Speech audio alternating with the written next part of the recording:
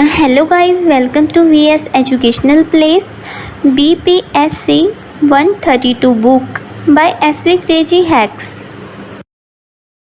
Guys हमारी BPSC 132 book का नाम है भारत सरकार और राजनीति। इस बुक को हम स्टार्ट कर रहे हैं, तो आइए गाइज शुरू करते हैं। गाइस इस वीडियो में हम पढ़ने वाले हैं इकाई 7 के बारे में, जो कि खंड 3 की शुरुआत है। तो आइए गाइस शुरू करते हैं इकाई 7 को। इकाई 7 हमारी रहेगी विधायिका। विधायिका में हम जानेंगे विधायिका होती क्या है, किन किन स्तरों पर डिवाइड की गई है, इसका कार्य क्या होता है, ये देश को कैसे आगे बढ़ाने में सहायता करती है, यही सब हम जानने वाले हैं इस इकाई के अंदर। तो आइए गाइस शुरू करते हैं। गाइस पहले थोड़ी प्रस्तावना पढ़ लेते हैं, जिससे हमें जस्ट आइडिया हो जाएगा कि हम पढ़ने के वाले हैं। गाइस सबसे पहले विधायिका के बारे में जान लेते हैं। विधायिका यानी कि लेजिस्लेचर, इस शब्द की उत्पत्ति लेक्स से हुई है, जो कि लैटिन भाषा का शब्द है लेक्स। इससे विधायिका शब्द की उत्पत्ति हुई है, जिसका मीनिंग है, जिसका अर्थ है विशेष प्रकार का विधि नियम। तो इसी नियम के अर्थ को अगर हम विधान और जो संस्था है इसे लागू करती हैं, वही नियम इसके अंदर आ जाते हैं और इसे ही हम विधायिका कहते हैं। विधायिका के दो रूप हैं, एक संसदीय और दूसरा अध्यक्षीय। इन दोनों रूपों के बारे में हम इस इकाई में डिटेल में पढ़ने वाले हैं। इसके अलावा हम जानेंगे विधायिका के स्तरों के बारे में। तो भारत में विधायिका के 2 स्तर हैं, पहला संघीय स्तर, दूसरा राज्य स्तर। तो दोनों स्तरों के बारे में हम पढ़ने वाले हैं। संघीय स्तर बेसिकली भारतीय संसद को कहा जाता है और दूसरा राज्य विधायिका के रूप में जाना जाता है, वो हम इस इकाई के अंदर अच्छे से पढ़ने वाले हैं। तो आइए गाइज बिना देर करते हुए इन टॉपिक्स को डिटेल में पढ़ना शुरू करते हैं। संघीय विधायिका। संघीय विधायिका क्या है? भारतीय संसद को ही यहाँ पे संघीय विधायिका बोला गया है, जो कि विधायिका का ही एक स्तर है। तो भारतीय संसद का गठन कैसे हुआ? वो संविधान के अनुच्छेद 79 के अंतर्गत भारतीय संसद का गठन हुआ, जिसे हम संघीय विधायिका कह रहे हैं। इसके अंतर्गत आ जाते हैं राष्ट्रपति और दोनों सदन, संसद के दोनों सदन, इनको मिला के भारतीय संसद बनती है, संघीय विधायिका बनती है। दोनों पहला सदन होता है लोकसभा, दूसरा सदन होता है राज्यसभा। तो लोकसभा, राज्यसभा और राष्ट्रपति, इन सबको मिला के भारतीय संसद बनती है, संघीय विधायिका बनती है। लोकसभा एक निम्न सदन के रूप में देखी जाती है, जबकि राज्यसभा को हम उच्च सदन कह सकते हैं। इसके अलावा लोकसभा अस्थायी सदन है, राज्यसभा स्थायी सदन है। लोकसभा को भंग कर सकते हैं, राज्यसभा को भंग नहीं कर सकते। इसके अलावा राष्ट्रपति की बात करें तो राष्ट्रपति का जो पद है उसे कभी भी खाली नहीं रखा जा सकता भारत के अंदर। तो इन सब को मिला के भारतीय संसद का निर्माण होता है, भारतीय संसद का गठन होता है। तो हम इन तीनों टॉपिक्स के बारे में पढ़ने वाले हैं अब, संघीय विधायिका के, राष्ट्रपति और संसद के दोनों सदन यानी कि लोकसभा और राज्यसभा। आइए जान लेते हैं राष्ट्रपति के बारे में। भारत की राष्ट्रपति भारतीय संसद के अभिन्न अंग हैं, जो कि हम पढ़ चुके हैं। भारत के राष्ट्रपति संसद को संबोधित कुछ महत्वपूर्ण भूमिका निभाते हैं। संसद को संबोधित करने में राष्ट्रपति संसद को चलाने के लिए निर्देश देते हैं और लोकसभा को भंग करने की शक्ति भी रखते हैं।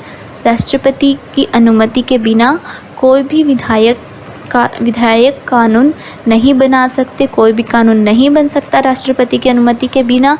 दोनों सदनों से कोई भी कानून पास होने के बाद अगर राष्ट्रपति उसे पास नहीं करता है, उस कानून को बनाने की अनुमति नहीं देता है, तो वो कानून पास नहीं होता।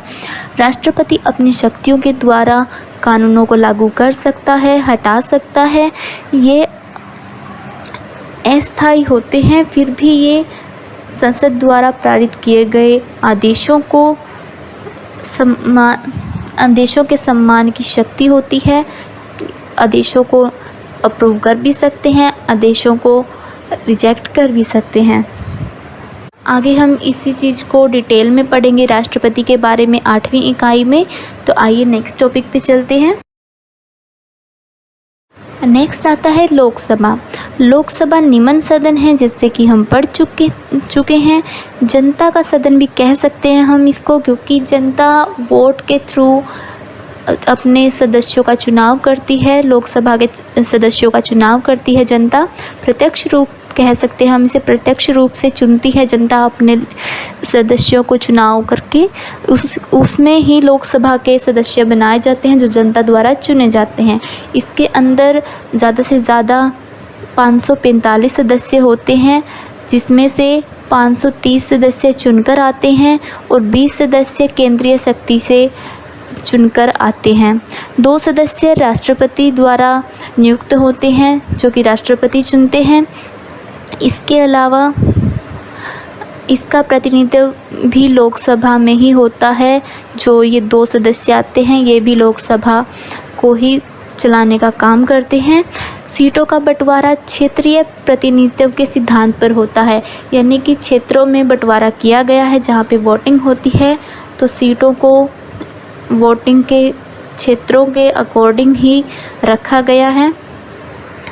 इसके अलावा जनसंख्या के आधार पर भी सीटें निर्धारित करते हैं, यानी कि अगर किसी क्षेत्र में जनसंख्या ज़्यादा है तो वहाँ की सीटें ज़्यादा होंगी। अगर किसी क्षेत्र में जनसंख्या कम है, वोट करने वाले लोगों की संख्या कम है, तो वहाँ की सीटें कम होंगी। तो सीटों का बंटवारा क्षेत्रीय प्रतिनिधित्व और जनसंख्या के आधार पर सीटों का बंटवारा किया गया है। इसके अलावा बात करें लोकसभा के सदस्य के मताधिकार के अधिकार की, तो जनता उन्हें अपने मताधिकार से चुनकर भेजती है और वही लोकसभा के सदस्य बनते हैं। जो वोटिंग करते हैं उन लोगों की उम्र 18 वर्ष से ज़्यादा होनी चाहिए। जो प्रत्यक्ष वोटिंग के थ्रू सदस्यों को चुन सकते हैं, लोकसभा के सदस्यों को। लोकसभा का कार्यकाल 5 साल का होता है, जिसको राष्ट्रपति समय से पहले भी भंग कर सकता है, यानी कि लोकसभा अस्थायी है, इसे भंग किया जा सकता है, जो कि राष्ट्रपति 5 साल होने से पहले ही इसको हटा सकता है। तो अब नेक्स्ट क्वेश्चन आता है कि लोकसभा के सदस्य होने के लिए क्या क्या रिक्वायरमेंट होनी चाहिए, क्या क्या खूबियाँ होनी चाहिए। तो आइए जानते हैं। किसी भी व्यक्ति को भारत का नागरिक होना चाहिए, जो कि सबसे पहला इम्पोर्टेंट पॉइंट है। उसकी उम्र 25 वर्ष से ऊपर होनी चाहिए, यानी कि 25 वर्ष तो होने ही चाहिए मिनिमम लोकसभा का सदस्य होने के लिए। वह कानून द्वारा निर्धारित अन्य योग्यताओं को भी पूरा करता हो, यानी कि जो कानून के अकॉर्डिंग निर्धारित कुछ योग्यताएं हैं उनको भी वो फॉलो करे। भारत के किसी भी राज्य के निर्वाचन क्षेत्र से चुनाव लड़ सकता है कोई भी प्रत्याशी लोकसभा का सदस्य बनने के लिए। कोई भी व्यक्ति 1 से अधिक वोटों पर चुनाव लड़ सकता है, लेकिन वो सिर्फ एक ही सीट रख सकता है। अगर वो दोनों सीटों पे जीत जाता है तो उनको दोनों सीटों पे जीतने के बाद भी वो सिर्फ एक ही सीट रख सकता है अपने पास। जो भी वो चाहे अपनी इच्छा अनुसार उन दोनों में से कोई भी एक सीट रख सकता है।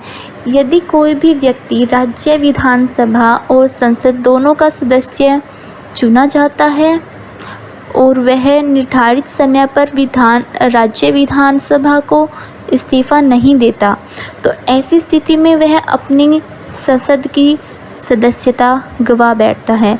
यानी कि जब कोई भी व्यक्ति राज्य विधानसभा और संसद दोनों जगह पे सदस्य हो जाता है तो उसे इस्तीफ़ा देना पड़ता है, यानी कि उसे रिज़ाइन देना पड़ता है। अगर वो रिज़ाइन नहीं देता तो उसे दोनों ही जगह से या फिर संसद की सदस्यता से इस्तीफ़ा देना पड़ता है।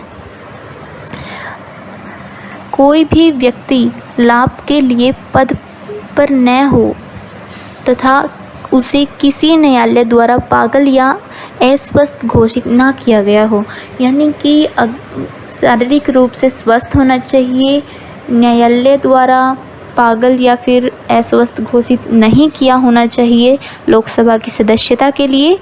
कोई भी सदस्य यदि सांसद है तो वो नहीं बन सकता लोकसभा का सदस्य यदि कोई सदस्य किसी अन्य दूसरे देश की नागरिकता ग्रहण कर लेता है, यानी कि किसी अन्य देश की परमानेंट रेजिडेंस ले लेता है, पीआर ले लेता है, तो उसको अयोग्य माना जाएगा, उसको लोकसभा का सदस्य बनने का अधिकार नहीं होगा। तो ये थी कुछ रिक्वायरमेंट जो कि लोकसभा के सदस्य होने के लिए ज़रूरी हैं। अगर हम इन रिक्वायरमेंट्स को पूरा कर लेते हैं, जनता द्वारा चुने जाते हैं, तो कोई भी प्रत्याशी लोकसभा का सदस्य बन सकता है। तो आइए गाइस जानते हैं राज्यसभा के बारे में। राज्यसभा संविधान के अनुसार राज्यसभा को उच्च सदन माना गया है, जो कि हम पढ़ चुके हैं। इसमें ज़्यादा से ज़्यादा कुल सदस्यों की संख्या 250 होती है, जिसमें से 12 सदस्यों को राष्ट्रपति चुनते हैं। ये 12 सदस्य साहित्य, कला, विज्ञान, सामाजिक सेवा में अनुभव प्राप्त व्यक्ति होते हैं, जिनको राष्ट्रपति चुनते हैं। बाकी के सदस्य राज्यों के विधानसभा द्वारा चुनकर भेजे जाते हैं। इनका चुनाव राज्य की जनसंख्या के आधार पर किया जाता है। लोकसभा के विपरीत राज्यसभा के सदस्यों का चुनाव अप्रत्यक्ष तरीके से होता है, यानी कि जो राज्यसभा में बाकी 12 व्यक्तियों को छोड़ के बाकी सदस्य होते हैं, उनका चुनाव विधानसभा द्वारा होता है, अप्रत्यक्ष रूप से होता है और जनसंख्या के आधार पर होता है। यानी कि किसी राज्य में जितनी जनसंख्या है, अगर ज़्यादा है तो उसको ज़्यादा सीटें मिलेंगी, अगर कम जनसंख्या है तो उसमें कम सीटें प्रोवाइड करवाई जाएंगी। तो जनसंख्या के आधार पर सीटों का बंटवारा हुआ है। उसी वजह से विधानसभा, राज्यों की विधानसभा अप्रत्यक्ष रूप से चुनाव करेगी, यानी कि विधानसभा के अंदर चुनाव होगा, जनता चुनाव नहीं करेगी। जनसंख्या के आधार पर सीटों का बंटवारा है, जनसंख्या के आधार पर चुनाव होगा। और राज्यसभा के प्रतिनिधि एक समान नहीं होते, यानी कि अगर एक राज्य में एक है तो वो दूसरे राज्य में ज़रूरी नहीं है वो एक भी होगा। ये संख्या 1 से लेके ज़्यादा से ज़्यादा 34 हो सकती है, यानी कि किसी राज्य में 1 हो सकता है विधानसभा का सदस्य, तो किसी राज्य में 34 तक भी हो सकते हैं। जैसे कि जनसंख्या के आधार पर निर्भर करती है ये बात। हम नागालैंड का एग्जाम्पल ले सकते हैं, जहाँ पे सिर्फ एक ही सदस्य है भारतीय संसद में, विधानसभा में कह सकते हैं हम, विधानसभा के अंदर सिर्फ एक सदस्य है नागालैंड का। इसके अलावा उत्तर प्रदेश की बात करें तो वहाँ पे 34 सदस्य शामिल हैं राज्यसभा के अंदर, जो कि जनसंख्या के ऊपर डिपेंड करता है। ये बहुत बड़ा अंतर है दोनों राज्यों के बीच में। राज्यसभा का चरित्र एक प्रकार से संघवाद की प्रकृति है, संघवाद जैसा प्रतीत होता है। भारतीय राज्यसभा स्थायी है, इसको भंग नहीं कर सकते। 1/3 सदस्य 2 वर्ष के बाद छुट्टी ग्रहण कर सकते हैं, अवकाश ग्रहण कर सकते हैं। खाली पदों पे तुरंत चुनाव करवा दिया जाता है। राज्यसभा के सदस्यों का कार्यकाल 6 साल का होता है, लेकिन इससे पहले भी वो रिजाइन दे सकते हैं अगर उनकी इच्छा हो तो। अगर वो अयोग्य घोषित कर दिए जाएं तो उनको इस्तीफ़ा देना भी पड़ सकता है, या फिर किसी और कारण से भी उन्हें इस्तीफ़ा देना पड़ सकता है। इसकी कुछ विशेष शक्तियों के बारे में भी जान लेते हैं। राज्यसभा की विशेष शक्तियाँ। राज्यसभा को किसी भी लोकसभा से किसी क्षेत्र विशेष के लिए सभी मामलों की सूचना प्राप्त करने का अधिकार है।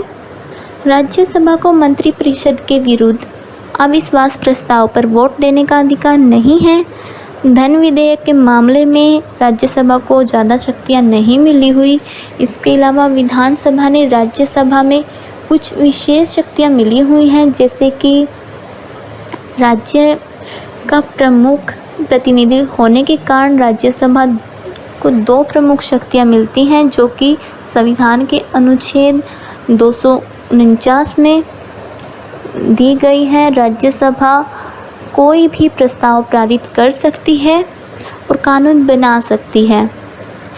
राज्यसभा की दूसरी शक्ति है अखिल भारतीय सेवाओं की स्थापना कर सकती है।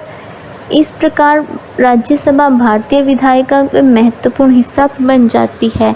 यह एक महत्वपूर्ण सदन है जिसके सभी सदस्य सम्मानीय होते हैं।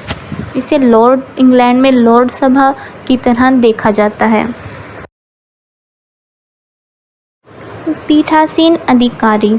पीठासीन अधिकारी यहाँ पे अध्यक्ष और उपाध्यक्षों को बोला गया है, उनके बारे में हम जानेंगे। यहाँ पे जानेंगे लोकसभा और राज्यसभा के अध्यक्ष और उपाध्यक्षों के बारे में, जिनको हम दोनों सदनों में पीठासीन अधिकारी के रूप में जानते हैं। तो आइए जानते हैं लोकसभा अध्यक्ष के बारे में। सबसे पहले इसको इंग्लैंड के कॉमन सभा के अध्यक्ष की तरह ट्रीट किया जाता है। कॉमन सभा के अध्यक्ष की तरह होता है ये भारत में। तो लोकसभा के अध्यक्ष का कार्यकाल बहुत सम्मानजनक और उच्च कोटि का होता है। लोकसभा अध्यक्ष का अपनी पार्टी के साथ कोई संबंध नहीं रहता अध्यक्ष चुने जाने के बाद। निष्पक्ष होकर अपनी जिम्मेदारियों को निभाना पड़ता है, अपना कार्य करना पड़ता है, सदनों की कार्यवाही को सुचारू रखना पड़ता है। वह सदन की गरिमा को बनाए रखना उसका काम होता है। सदन को शांतिपूर्ण व्यवस्था बनाए रखना उसकी जिम्मेदारी होती है। लोकसभा अध्यक्ष की धन विधेयक को प्रमाणित करता है, यानी कि धन विधेयक के मामलों में लोकसभा अध्यक्ष का बहुत महत्वपूर्ण रोल होता है। लोकसभा अध्यक्ष ही सदन के प्रश्न पूछने, प्रस्ताव लाने की अनुमति देता है, यानी कि लोकसभा अध्यक्ष का कार्य होता है प्रश्नों को पूछना, प्रस्ताव लाना, उनको प्रस्ताव लाने की अनुमति देना। तो लोकसभा का अध्यक्ष विभिन्न समितियों का गठन भी करता है। लोकसभा भंग होती है तब भी अध्यक्ष वैसे ही रहता है, अध्यक्ष का पद बना रहता है, अध्यक्ष को नहीं हटा सकते लोकसभा भंग होने के बाद।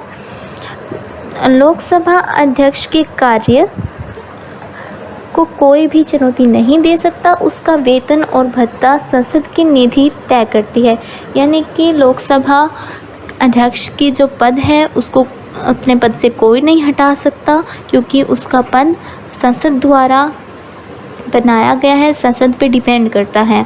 लोकसभा अध्यक्ष अपने पद पर जब तक रह सकता है जब तक कि कोई नई संसद का गठन नहीं हो जाता, यानी कि जब तक संसद रहेगी तब तक लोकसभा के अध्यक्ष भी रहेंगे। लोकसभा अध्यक्ष की अनुपस्थिति में उपाध्यक्ष लोकसभा की अध्यक्षता करते हैं, यानी कि लोकसभा के उपाध्यक्ष लोकसभा की अध्यक्षता करेंगे। जब लोकसभा के अध्यक्ष नहीं होंगे तब उपाध्यक्ष लोकसभा को संभालेंगे। ये थे कुछ कार्य लोकसभा अध्यक्ष के और उपाध्यक्ष के। तो आइए राज्यसभा के बारे में जान लेते हैं। राज्यसभा के सभापति भारत के उपराष्ट्रपति राज्यसभा के सभापति होते हैं, यानी कि अध्यक्ष होते हैं, कार्यभार संभालते हैं। राष्ट्रपति उपराष्ट्रपति राष्ट्रपति का भी कार्यभार संभालते हैं, राष्ट्रपति का कार्य भी करते हैं। लेकिन जब वो राष्ट्रपति का कार्य करते हैं तो उस समय वो राज्यसभा के सभापति को नहीं संभाल सकते, नहीं निभा सकते उनके दायित्व को। तो राष्ट्रपति का कार्य वो कब करते हैं, जब राष्ट्रपति नहीं होते तब वो राष्ट्रपति का कार्य निभाते हैं। उसके बाद उसका जो कार्य है वो राज्यसभा की अध्यक्षता है। राज्यसभा के सभापति होते हैं उपराष्ट्रपति। उपराष्ट्रपति का चुनाव सदन के दोनों सदनों के सदस्य मिलकर करते हैं।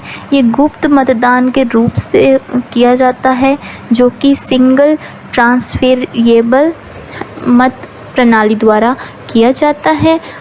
अनुपात प्रतिनिधित्व के आधार पर किया जाता है, यानी कि जिसमें कम या फिर ज़्यादा देखा जाता है, जिस साइड ज़्यादा होगा उसी को उपराष्ट्रपति बना दिया जाएगा। उपराष्ट्रपति संसद और राज्य विधानसभा के किसी भी सदन का सदस्य नहीं होता है। उपराष्ट्रपति का कार्यकाल 5 साल का होता है।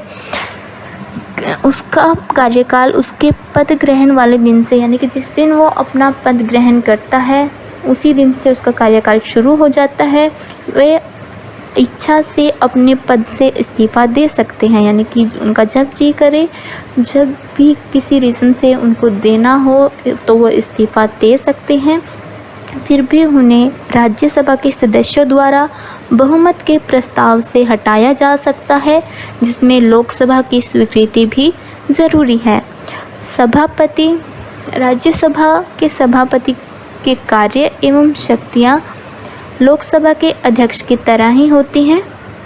जैसे लोकसभा का अध्यक्ष कार्य करता है, उसी तरह राज्यसभा के सभापति यानी कि उपराष्ट्रपति काम करते हैं। विधायी प्रक्रिया, ये प्रक्रिया कानून बनाने की प्रक्रिया होती है, जो कि विधायिका का प्रमुख कार्य भी है कानून बनाना। तो ये कुछ स्तरों पे बनाया जाता है, यानी कि विधायिका के कुछ स्तर हैं जिनके अंतर्गत कानून बनाए जाते हैं। तो आइए जानते हैं कौन कौन से स्तर हैं। पहला स्तर, किसी विधेयक को प्रस्तुत करना।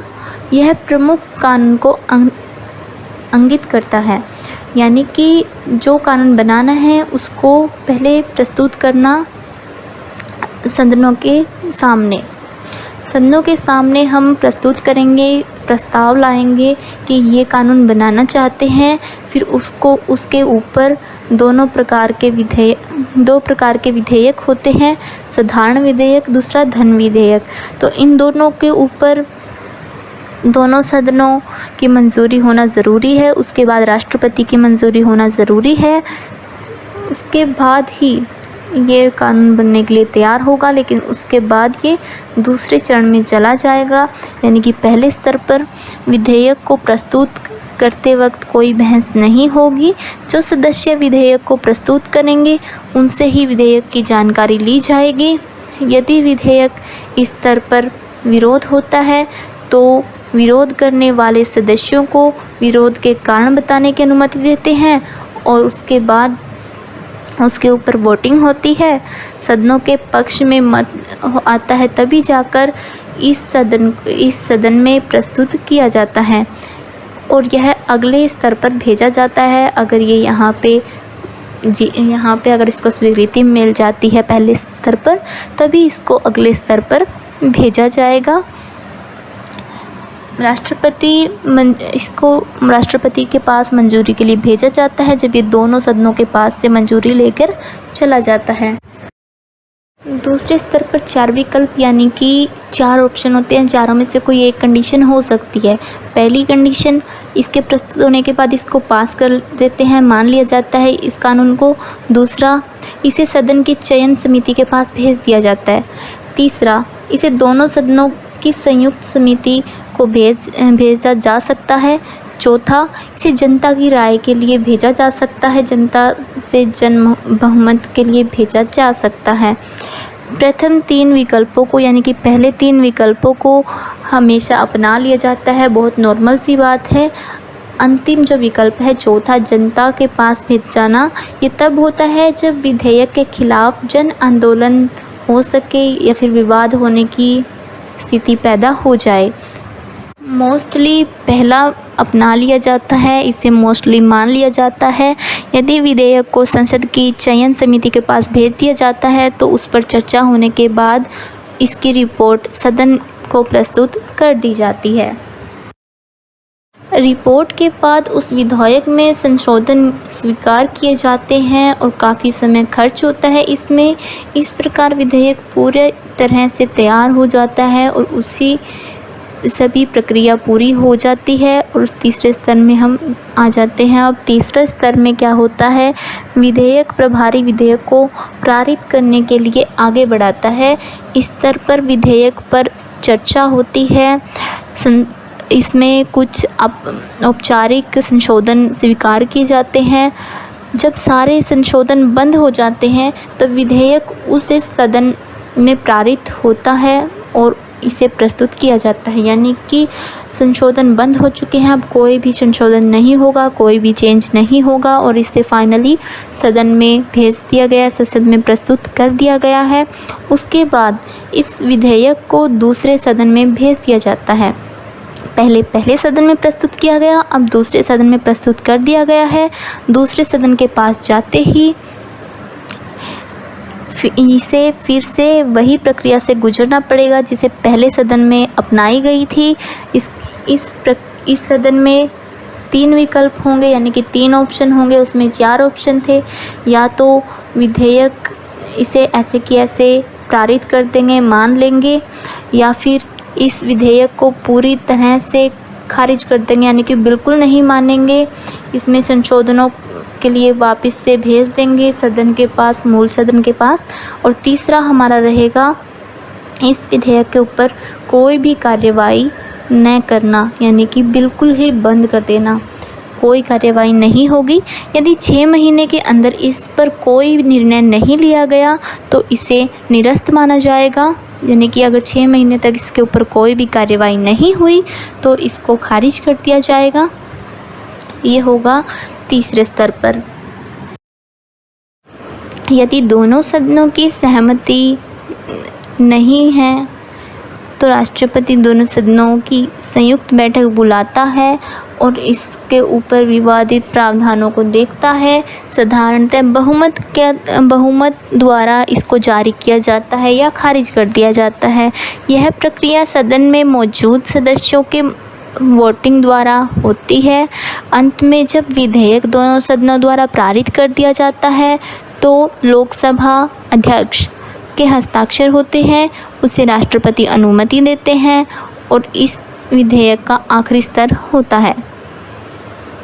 यानी कि लास्ट में राष्ट्रपति बैठक बुलाएंगे, उसमें वोटिंग होगी जिसमें दोनों सदनों के सदस्य होंगे। जिसमें वोटिंग ज़्यादा, जहाँ पे बहुमत ज़्यादा रहेगा, या तो खारिज होगा या फिर लागू हो जाएगा, यानी कि या तो कानून बना दिया जाएगा या कानून रोक दिया जाएगा, बिल्कुल ही बात ख़त्म कर दी जाएगी। तो बहुमत के थ्रू राष्ट्रपति पता करेंगे, उसके बाद लोकसभा अध्यक्ष के हस्ताक्षर किए जाएंगे, राष्ट्रपति अनुमति दे देंगे और कानून बना दिया जाएगा या फिर कानून को ख़त्म कर दिया जाएगा। यदि राष्ट्रपति विधेयक को मंजूरी दे देते हैं फिर यह विधेयक एक कानून बन जाता है, यानी कि राष्ट्रपति की अनुमति के साथ ही कोई भी विधेयक कानून बन जाता है और इसे एक दस्तावेज में रख दिया जाता है या फिर राष्ट्रपति इसको अपने पास भी रख सकते हैं। यदि राष्ट्रपति विधेयक को मंजूरी देने से मना कर देते हैं तो विधेयक वहीं पे समाप्त हो जाता है, यानी कि अगर बहुमत आ भी जाता है और राष्ट्रपति उस कानून को मानने से मना कर रहे हैं तो उस विधेयक को मानने से मना कर रहे हैं तो उसे हम कानून नहीं बना सकते। यानी कि कोई भी कानून बनने से पहले विधेयक होता है और अगर वो पास हो जाता है तो अगर वो विधेयकी प्रक्रिया से पास हो जाता है तो वो कानून बन जाता है। राष्ट्रपति इस विधेयक को अपने पास रख सकते हैं, इसका पुनर्विचार कर सकते हैं। राष्ट्रपति के पास इसे नामंजूर करने की शक्ति नहीं होती अगर दोनों सदनों उसको दोबारा से बिना संशोधन के भेज रहे हैं तो राष्ट्रपति को इसको मंजूरी देनी पड़ती है। इस प्रकार कानून निर्माण की एक लंबी और जटिल प्रक्रिया है, इसमें बहुत समय लगता है। कम समय में किसी विधेयक को पारित करना बहुत ही मुश्किल काम है, बहुत कठिन कार्य है। यदि विधेयक को सही प्रकार से तैयार किया गया हो तो विपक्ष का पूरा समर्थन हो, यह तभी आसान तरीके से काम करता है। ये थी साधारण विधेयकों की बात। आइए धन विधेयक की बात कर लेते हैं। धन विधेयक वित्तीय विधेयक है जिसका संबंध राजस्व और व्यय से है, यानी कि धन से रिलेटेड कानून बनाना हो तब क्या होता है, आइए जान लेते हैं। धन विधेयक वित्तीय विधेयक नहीं है, यानी कि वित्तीय विधेयक अलग चीज़ है और धन विधेयक एक अलग चीज़ है। संविधान के अनुच्छेद 110 में ये कहा गया है कि कोई भी विधेयक तब तक धन विधेयक नहीं माना जाएगा जब तक कि इसे लोकसभा के अध्यक्ष प्रमाणित न कर दें, यानी कि लोकसभा के अध्यक्ष को प्रमाणित करना पड़ेगा, घोषित करना पड़ेगा, तब जाके कोई भी विधेयक धन विधेयक माना जाएगा। धन विधेयक राज्यसभा में प्रस्तुत नहीं किए जाते लेकिन फिर भी भेजे जाते हैं। एक बार धन विधेयक लोकसभा द्वारा पारित कर दिए जाएं तो वो राज्यसभा के पास भेज दिए जाते हैं। राज्यसभा धन विधेयक को खारिज नहीं कर सकता क्योंकि राज्यसभा के पास धन विधेयक के मामलों में ज़्यादा पावर नहीं होती, ज़्यादा शक्तियाँ नहीं होती। राज्यसभा के पास से 14 दिनों के अंदर ही धन विधेयक वापस आ जाता है, राज्यसभा को वापस भेजना पड़ता है 14 दिनों के अंदर ही। लोकसभा राज्यसभा द्वारा दिए गए संशोधन या फिर सिफारिश को मानने के लिए बाध्य नहीं है, यानी कि लोकसभा के पास जब 14 दिन के बाद आता है विधेयक, और उसके बाद अगर राज्यसभा कोई एडवाइस दे रही है या फिर कुछ चेंज करने के लिए बोल रही है, तो ज़रूरी नहीं है कि लोकसभा को वो बात माननी पड़ेगी या फिर वो सिफारिश माननी पड़ेगी, वो चेंज माननी पड़ेगी। यदि लोकसभा एक किसी भी सिफारिश को मान भी लेती है, तो इसको धन विधेयक दोनों सदनों द्वारा पारित मान लिया जाएगा। यदि लोकसभा किसी भी संशोधन को न माने, तब भी ये दोनों सदनों द्वारा पारित मान लिया जाएगा। यानी कि जो भी लोकसभा ने चेंजेस बताए हैं, सिफारिश बताई हैं या फिर कुछ अलग से कुछ बताया इसमें ऐड करने के लिए, तो उसको लोकसभा ज़रूरी नहीं है कि माने या ना माने, वो लोकसभा पे डिपेंड करता है। लेकिन अगर लोकसभा मानती है तो भी ये दोनों सदनों द्वारा अप्रूव है, स्वीकृति मिल गई। अगर लोकसभा ने वो नहीं माने तो भी लोकसभा और राज्यसभा दोनों सदनों की अनुमति मिल जाती है धन विधेयक को। राज्यसभा इसे 14 दिन के अंदर वापस भेज देता है। यह विधेयक दोनों सदनों द्वारा पारित मान लिया जाता है, यानी कि राज्यसभा में गया और 14 दिनों के अंदर वापस आया।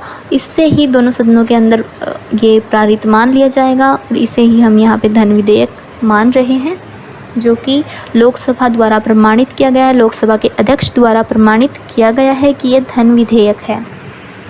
ये थे हमारे कुछ विधायी प्रक्रिया जो हमने जानी साधारण विधेयक और धन विधेयकों के बारे में। संसदीय विशेषाधिकार, ये वो विशेषाधिकार हैं जो संसद के सदस्यों को, संसद के लोगों को मिले हुए होते हैं। ये अधिकार संसद के सदस्यों को कुशलतापूर्वक कार्य करने की गारंटी देते हैं। संसद के सदस्यों को 2 प्रकार से विशेषाधिकार प्राप्त होते हैं, एक होता है परगणित और दूसरा होता है अपरगणित अधिकार। परगणित अधिकारों के बारे में जान लेते हैं। संसद के दोनों सदनों को बोलने की आज़ादी होती है। संसद में या उसकी किसी भी समिति में किसी सदस्य द्वारा कही गई किसी बात या फिर किसी मत से संबंधित कोई संसदीय सदस्य के विरुद्ध किसी अदालत में कोई कार्यवाही नहीं की जाएगी। यानी कि संसद के अंदर की किसी भी प्रक्रिया के विरुद्ध किसी भी सदस्य में आपस में कोई भी कार्यवाही नहीं कर सकते। किसी सदन के प्रताधिकार द्वारा या फिर उसके अधीन किसी रिपोर्ट, पत्र, मतों या फिर कार्यवाही के प्रकाशन के संबंधित में किसी भी प्रकार के कोई उत्तरदायित्व नहीं होगा।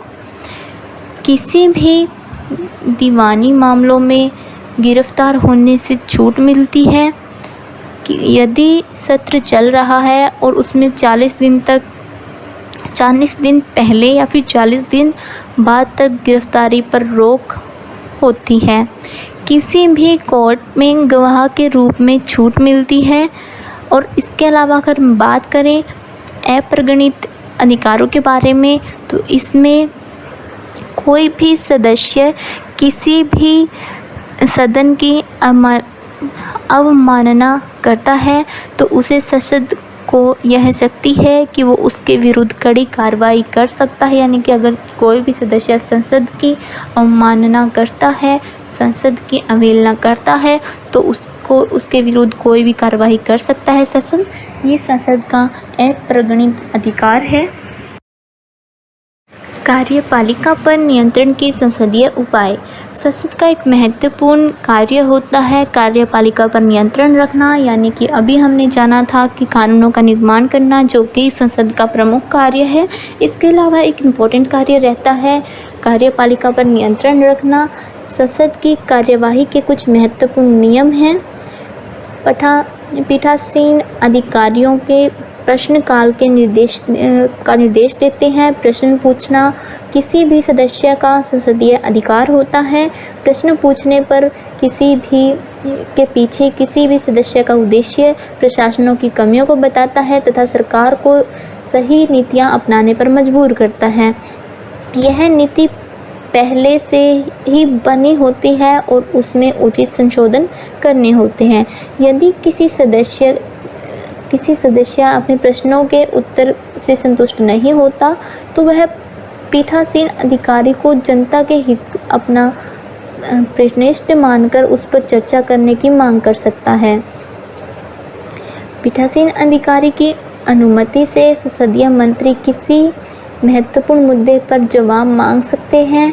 मंत्री या तो उस मुद्दे पर अपने संक्षिप्त वक्तव्य कर देते हैं, यानी कि संक्षिप्त बता देते हैं, या फिर इसके लिए कुछ समय मांग सकते हैं।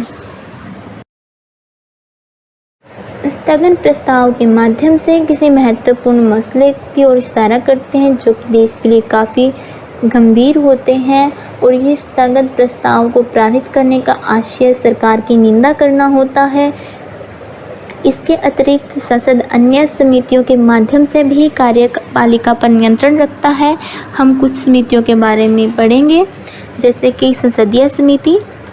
संसदीय शासन प्रणाली में संसद को कार्यपालिका या फिर मंत्रियों के उत्तरदायित्व तथा प्रशासनिक जवाबदेही को सुनिश्चित करता है, यानी कि संसदीय समिति में कार्यपालिका और मंत्रियों को अपने उत्तरदायित्व और प्रशासन के बारे में जवाब देने होते हैं। संसदीय समिति को कार्यपालिका की जवाबदेही को सुनिश्चित करने के लिए संसदीय समिति जैसी समितियों को बनाया गया है। ये समितियां सरकार के कार्यों की जांच पड़ताल करने के लिए होती हैं, उनकी के लिए रखी गई हैं। उन महत्वपूर्ण समितियों में दो सबसे खास समिति हैं जो सरकार के कामकाज की समीक्षा करती हैं। ये समितियां वित्तीय क्षेत्र से संबंधित हैं, जैसे कि लोक लेखा समिति और दूसरी आकलन समिति। ये जो है सरकार के कामकाज को देखने का काम करती हैं कि किस सरकार ने कितना काम किया। ये समितियां सभी नीतियों का परीक्षण करती हैं, जो भी नीतियां बनाई उनको टेस्ट करती हैं ताकि इन्हें प्रभावशील तरीके से लागू किया जा सके। हमने राष्ट्रपति के बारे में पढ़ा, संघीय विधायिका के बारे में पढ़ा। अब हम जान लेते हैं राज्य विधायिका के बारे में, यानी कि हम संसद के बारे में पढ़ चुके हैं, राष्ट्रपति के बारे में पढ़ चुके हैं। अब हम राज्य विधायिका के बारे में जानेंगे, जो कि हमने शुरुआत में जाना था कि भारत में विधायिका दो स्तरों पे काम करती है, संघीय स्तर और दूसरा राज्य स्तर। तो हम राज्य स्तर के बारे में यहाँ पे जानेंगे। संघीय स्तर हम पढ़ चुके हैं, राज्य स्तर के बारे में शुरू करते हैं। राज्य विधायिका राज्यपाल और विधानसभा से मिलकर बनी है। ये राज्य के दोनों सदन नहीं हैं। कई राज्यों की विधायिका भारतीय संसद के अनुरूप है। विधानसभा और विधान परिषद दो सदन होते हैं, लेकिन ज़रूरी नहीं है कि सभी राज्यों में ये दोनों हो, विधानसभा और विधान परिषद। जिन राज्यों में दोनों सदन होते हैं उन्हें द्विसदनात्मक कहते हैं। इसके अलावा जिसमें एक सदन होता है वो विधानसभा होता है, जिसमें सिर्फ विधानसभा होता है उसे हम सदनात्मक कहते हैं, एक सदनात्मक कहते हैं। ये राज्यों की अपनी इच्छा है कि उनको कौन सा सदन रखना है, द्विसदनात्मक रखना है या फिर एक सदनात्मक रखना है, यानी कि ये राज्यों के ऊपर डिपेंड करता है कि उन्हें विधानसभा और विधान परिषद दोनों रखने हैं या फिर सिर्फ विधानसभा रखनी है। कुछ राज्य धन की कमी के कारण सिर्फ एक ही सदन रखते हैं, क्योंकि दोनों सदनों का खर्चा उठाना उन्हें दिक्कत महसूस होती है, दोनों सदनों के खर्चे उठाने में। ये राज्य एक सदन वाली विधानसभा को ही प्राथमिकता देते हैं जहाँ पे धन की कमी होती है। कुछ राज्यों ने ही दो सदन अपनाए हैं, जो कि 29 राज्यों में से 9 राज्य ही ऐसे हैं भारत में जो कि दो सदन रखते हैं, विधानसभा और विधान परिषद रखते हैं, जो कि 2019 की रिपोर्ट के अकॉर्डिंग आंध्र प्रदेश, बिहार, कर्नाटक, महाराष्ट्र, तेलंगाना, उत्तर प्रदेश जैसे राज्यों में ही 2 सदन पाए जाते हैं, जिनके अंदर विधानसभा और विधान परिषद दोनों ही मौजूद हैं। जिसमें से जम्मू और कश्मीर की अगर हम बात करें तो वहाँ पे राज्यसभा है और लद्दाख में नहीं है। ऐसा भी हम 2 केंद्र शासित प्रदेशों में देख सकते हैं। राज्य विधानसभा के सदस्यों का चुनाव प्रत्यक्ष रूप से किया जाता है वोटिंग के थ्रू, और विधानसभा का आधार 60 से लेकर 500 सदस्य तक का होता है, जो कि जनसंख्या के आधार पर होता है, और विधानसभा का कार्यकाल 5 साल का होता है। विधान परिषद की अगर हम बात करें तो इसमें कम से कम संख्या 40 होती है सदस्यों की। विधानसभा के सदस्यों 1/3 से अधिक नहीं होनी चाहिए। तो विधान परिषद के सदस्य कुछ चुने हुए मनोमानित सदस्य होते हैं। इनमें से कुल सदस्यों का 6वां भाग राज्यपाल द्वारा मनोमानित होता है, जबकि बाकी के सदस्य विधानसभा के एक नियम के तहत अप्रत्यक्ष रूप से चुने जाते हैं। विधानसभा परिषद की स्थिति विधानसभा की तुलना में बहुत कमज़ोर है। इसकी स्थिति के कमज़ोर होने का कारण कुछ इस तरीके से है। इसके सदस्यों की स्थिति कमज़ोर होती है क्योंकि इसके सदस्य या तो चुने हुए होते हैं या फिर मनोमानित होते हैं। दूसरा कहें तो जीवांत विधानसभा की इच्छा पर निर्भर होती है, यानी कि विधानसभा के अकॉर्डिंग चलती है विधान परिषद। इसके अलावा मंत्रिपरिषद विधानसभा के प्रति उत्तरदायित्व होते हैं, ना कि विधान परिषद के। यहाँ तक कि विधायकों का सवाल है, विधान परिषद की स्थिति विधेयकों के पास करने की बहुत कमज़ोर होती है। इस प्रकार विधान परिषद की स्थिति विधानसभा के मुकाबले काफ़ी कमज़ोर होती है। जहाँ तक विधायकी प्रक्रिया का सवाल है, यह प्रक्रिया राज्य विधानसभा एवं संसद दोनों में ही समान होती है। राज्यपाल किसी भी विधेयक को जो राज्य विधानसभा में पारित हो चुके हैं उसको अपने पास रख सकता है। राज्यपाल की अनुमति के बिना कोई भी विधेयक कानून नहीं बना सकता, भले ही उसे दोनों सदनों में पारित कर दिया गया हो। जैसे कि हमने जाना था लोकसभा और राज्यसभा के बारे में, जो कि नेशनल स्तर पर, राष्ट्रीय स्तर पर काम करती है, जिसमें राष्ट्रपति की स्वीकृति चाहिए होती है। उसी तरह राज्य के स्तर पर विधानसभा और विधान परिषद दोनों सदनों की में पारित होने के बाद राज्यपाल के पास जाता है कोई भी कानून। तो जिस तरह राष्ट्रपति की भूमिका होती है राष्ट्र के लिए, उसी तरह राज्य की भूमिका होती है राज्यपाल के लिए। तो सेम राष्ट्रपति की तरह एक राज्य में भूमिका निभाता है राज्यपाल, जो कि किसी भी कानून बनाने के लिए अनुमति प्रदान करता है। उसकी अनुमति के बिना कोई भी कानून नहीं बनाया जा सकता। कोई भी विधेयक राज्यपाल राष्ट्रपति के लिए आरक्षित रखता है, यानी कि राष्ट्रपति ही इसे आदेशित के रूप में ला सकता है। राष्ट्रपति बिना कारण बताए किसी भी विधेयक को अपने पास रख सकता है, उसी तरह राज्यपाल भी रख सकता है। सारांश पढ़ लेते हैं लास्ट में। यहाँ पे हमारी ये इकाई समाप्त होती है।